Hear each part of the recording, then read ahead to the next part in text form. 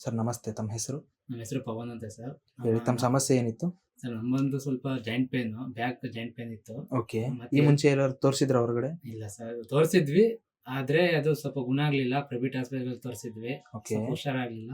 Okay. ಇಲ್ಲಿಗೆ ಬಂದು ನಮ್ಮ ತಾಯಿ 4-5 ವರ್ಷದಿಂದ ಇಲ್ಲಿಗೆ ಬರ್ತಿದ್ರು. ಓಕೆ. ಅವ್ರಿಗೆ ತೋರಿಸಿದ್ವಿ. ಅವ್ರಿಗೆ ಜಾಯಿಂಟ್ ಪೇನು ಎಲ್ಲ ಫುಲ್ ಸಮಸ್ಯೆ ಕ್ಲಿಯರ್, ನೋವೆಲ್ಲ ಹೌದಾ? ಹುಷಾರಾದ್ರು. ಓಕೆ. ಈಗ ನನ್ನ ಕರ್ಕ ಬಂದಿದ್ದಾರೆ. ಸ್ವಲ್ಪ ಎಷ್ಟು ತಿಂಗಳಿಂದ ಮೆಡಿಸಿನ್ ತಗೊಳ್ತಾ ಇದ್ದಾರೆ ಇಲ್ಲಿ ತಾವು? ಸರ್ ನಾವೀಗ ಸ್ಟಾರ್ಟಿಂಗು. ನಮ್ಮ ತಾಯಿ ಬಂದು 4 ಇಯರ್ಸ್‌ದಿಂದ ಮೆಡಿಸಿನ್ ತಗೋತಾ ಇದ್ದಾರೆ.